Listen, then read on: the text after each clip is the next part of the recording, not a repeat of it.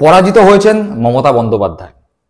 রাজনৈতিকভাবেই মমতা বন্দ্যোপাধ্যায় পরাজিত হয়েছেন। যদিও রাজনৈতিকভাবে মমতা বন্দ্যোপাধ্যায় পরাজিত হয়েছেন এটি খুব স্বাভাবিক ব্যাপার নয়। তার কারণ মমতা বন্দ্যোপাধ্যায় দীর্ঘ রাজনৈতিক ক্যারিয়ারে পরাজয় ঘটেছে মাত্র দুবার। মমতা বন্দ্যোপাধ্যায় ভোট যুদ্ধে অবতীর্ণ হয়েছিলেন 1984 সালের লোকসভা নির্বাচনে। যাদবপুর লোকসভা কেন্দ্রে তিনি কংগ্রেসের হাত চিহ্ন প্রতীকে দাঁড়ান এবং তৎকালীন রাজনীতির মহিরুহ সোমনাথ চট্টোপাধ্যায়কে, যিনি সিপিআই দল থেকে প্রতিদ্বন্দ্বিতা করছিলেন, তাকে পরাজিত করে লোকসভার সাংসদ নির্বাচিত হন। আবার 1989 সালে পুনরায় তিনি যাদবপুর লোকসভা কেন্দ্রে প্রতিদ্বন্দ্বিতা করেন কংগ্রেসের হয়ে, কিন্তু এবার তিনি পরাজিত হন। এটি ছিল মমতা বন্দ্যোপাধ্যায়ের রাজনৈতিক ক্যারিয়ারের প্রথম পরাজয়। তারপর তিনি 1991 সালে দক্ষিণ কলকাতা কেন্দ্র থেকে কংগ্রেসের প্রতীকে প্রতিদ্বন্দ্বিতা করেন এবং জয়ী হন, এবং 2009 পর্যন্ত তিনি দক্ষিণ কলকাতা কেন্দ্র থেকে বারবার জয়ী হয়েছেন, সাংসদ নির্বাচিত হয়েছেন। তিনি তার ক্যারিয়ারে মোট 7 বার সাংসদ নির্বাচিত হয়েছেন। তিনি রেলমন্ত্রীর দায়িত্ব সামলেছেন, তিনি যুব কল্যাণ দপ্তরের দায়িত্ব সামলেছেন, তিনি কয়লা মন্ত্রিত্বের দায়িত্ব সামলেছেন। এরপরে 2011 বিধানসভা নির্বাচনেও তিনি জয়ী হয়েছেন, 2016তেও তিনি জয়ী হয়েছেন, কিন্তু 2021 সালের বিধানসভা নির্বাচনে তিনি নন্দীগ্রাম থেকে প্রতিদ্বন্দ্বিতা করেন এবং শুভেন্দু অধিকারীর কাছে পরাজিত হন। যদিও এই পরাজয় বা শুভেন্দু অধিকারীর জয় যথেষ্ট প্রশ্নচিহ্নের মুখে, তার কারণ সমস্ত সংবাদ মাধ্যমে দেখিয়ে দিয়েছিল যে মমতা বন্দ্যোপাধ্যায় তার নিকটতম প্রতিদ্বন্দ্বী বিজেপির পক্ষ থেকে যিনি লড়ছেন শুভেন্দু অধিকারীকে পরাজিত করেছেন এবং জয়ী হয়েছেন। কিন্তু কোনো এক কারণে গণনা কেন্দ্রে লোডশেডিং হয় এবং তারপরে যখন কারেন্ট আসে, বিদ্যুৎ ফিরে আসে, তখন জানানো হয় যে মমতা বন্দ্যোপাধ্যায় পরাজিত। এই নিয়ে কেস চলছে। তাই মমতা বন্দ্যোপাধ্যায়ের এই পরাজয় বা শুভেন্দু অধিকারীর এই জয় এখনো পর্যন্ত ধনদের খাতায়, বা এই জয় বা পরাজয় যে সিদ্ধান্ত, সেই সিদ্ধান্ত এখনো প্রশ্নের মুখে। তাই যদি এই পরাজয়কে পরাজয় হিসাবে ধরে নেওয়া হয়, তাহলে মমতা বন্দ্যোপাধ্যায় তার দীর্ঘ রাজনৈতিক ক্যারিয়ারে দুবার পরাজিত হয়েছেন, কিন্তু রিসেন্টলি তিনি আবার পরাজিত হয়েছেন। অর্থাৎ মমতা বন্দ্যোপাধ্যায় তৃতীয়বারের জন্য রাজনৈতিক লড়াইয়ে পরাজিত হয়েছেন। যদিও এই পরাজয় ভোট যুদ্ধে পরাজয় নয়। পরাজয় সাধারণত আমাদের গ্লানি দেয়, পরাজয় আমাদের হতাশা দেয়, পরাজয় আমাদের দুঃখ দেয়। কিন্তু কিছু কিছু পরাজয় আছে যেই পরাজয় সম্মানের, যেই পরাজয় গর্বের।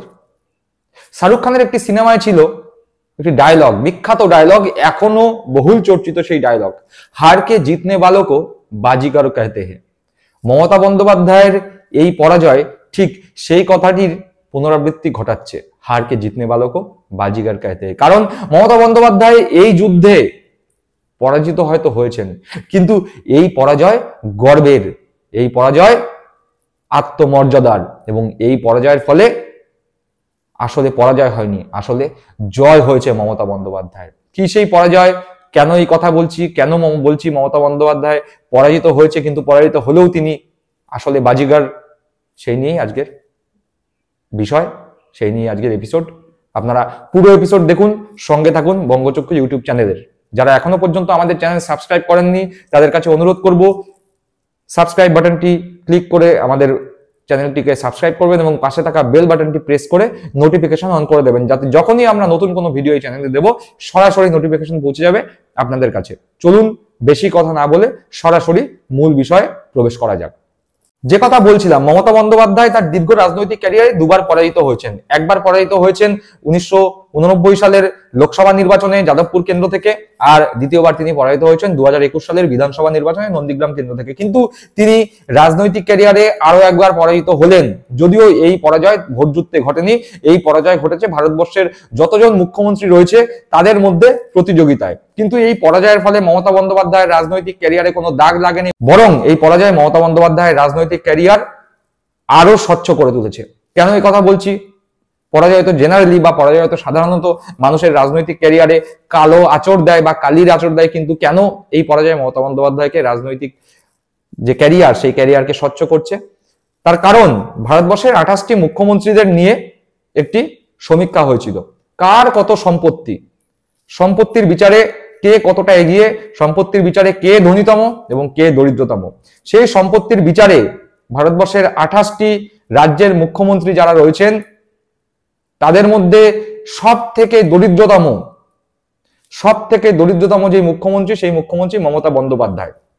মমতা বন্দ্যোপাধ্যায় ইতিমধ্যেই জানিয়েছেন যে তিনি লোকসভা সাংসদ থাকাকালীন সেখানকার বেতন নেননি।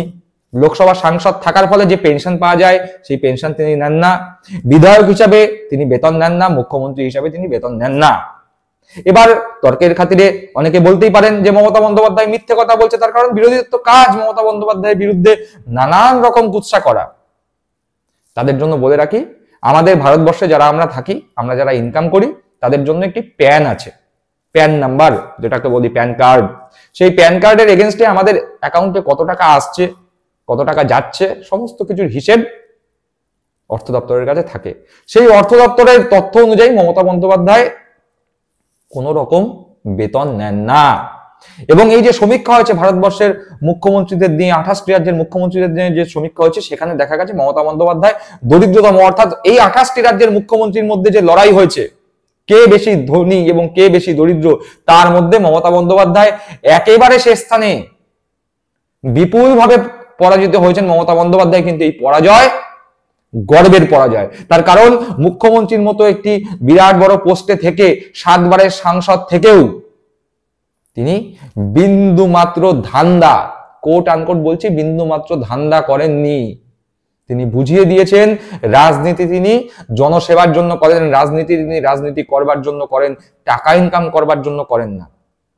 যে লিস্ট এসছে সেই লিস্ট একবার স্ক্রিনে রইল, আপনাদের জন্য আমি বলেও দিচ্ছি, দেখুন এবং শুনুন।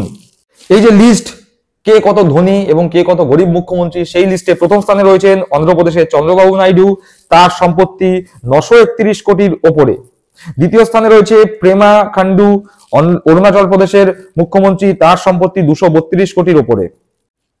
তারপরে স্থানে রয়েছে কর্ণাটকের সিদ্দারামাইয়া, 51 কোটির উপরে তার সম্পত্তি। তারপরে রয়েছে নাগাল্যান্ডের নেফিউ রিও, তার সম্পত্তি 46 কোটির ওপরে। তারপরেই রয়েছে মধ্যপ্রদেশ বিজেপি শাসিত মোহন যাদব, বিজেপির মোহন যাদব মুখ্যমন্ত্রী, তিনি 42 কোটি টাকার সম্পত্তির অধিকারী। শেষের দিক থেকে যদি দেখা যায়, অর্থাৎ দরিদ্রতম যে সমস্ত মুখ্যমন্ত্রী আছে সেখান থেকে যদি দেখা যায়, তাহলে মমতা ব্যানার্জি মাত্র 15 লাখ টাকার সম্পত্তি রয়েছে তার। মমতা বন্দ্যোপাধ্যায়ের সম্পত্তি মাত্র 15 লক্ষ টাকার। এবং এই মুখ্যমন্ত্রীদের লিস্টে দরিদ্রতম মুখ্যমন্ত্রী মমতা বন্দ্যোপাধ্যায়। তার থেকে উপরে রয়েছে জম্মু কাশ্মীরের ওমর আব্দুল্লাহ, 55 লাখের সম্পত্তি রয়েছে তার।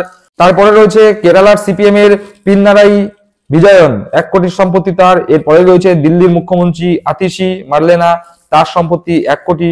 এবং এই লিস্টে দরিদ্রতম যে মুখ্যমন্ত্রী, সেই মুখ্যমন্ত্রীর লিস্টে ভজন লাল শর্মা, রাজস্থানের মুখ্যমন্ত্রী, তার রয়েছে 1 কোটির সম্পত্তি। অর্থাৎ দেখলাম মমতা বন্দ্যোপাধ্যায় মুখ্যমন্ত্রীদের যে সম্পত্তির হিসেব, সেই সম্পত্তির যে লড়াই, সেই সম্পত্তির লড়াই মুখ্যমন্ত্রী মমতা বন্দ্যোপাধ্যায় পরাজিত হয়েছেন। এবং তিনি শুধুমাত্র পরাজিতই হননি, এই যে দৌড়, সম্পত্তির যে দৌড়, সেই দৌড়ে তিনি সবার শেষে।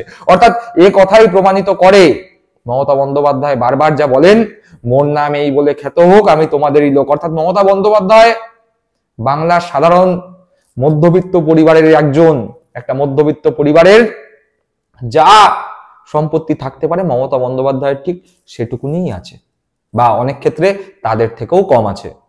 একটা টালির চালে, পায়ে হাওয়াই চটি, গায়ে সাদা শাড়ি, মধ্যবিত্ত ছা পোষা জীবনযাপন করে একজন বঙ্গনারী রাজ্য পরিচালনা করছেন। আর তাকে কুৎসা করে, নিন্দা করে, টেনে হিচড়ে নিচে নামানোর জন্য একদল স্বার্থান্বেষী রাজনৈতিক পশ্চিম বাংলায় নখ দাঁত বের করে প্রতিদিন তাকে আক্রমণ করছে। দর্শক বন্ধুরা, আপনারা কি মনে করছেন মমতা বন্দ্যোপাধ্যায়ের এই পরাজয় আসলে মমতা বন্দ্যোপাধ্যায়ের গৌরব বৃদ্ধি করবে? এর ফলে কি মমতা বন্দ্যোপাধ্যায়ের যে স্বচ্ছ ইমেজ, সেই ইমেজ কি আরো স্বচ্ছ হবে? আপনাদের মূল্যবান মন্তব্য কমেন্ট বক্সে কমেন্ট করে জানাবেন। ভালো থাকবেন, সুস্থ থাকবেন। জয় হিন্দ, বন্দে মাতরম।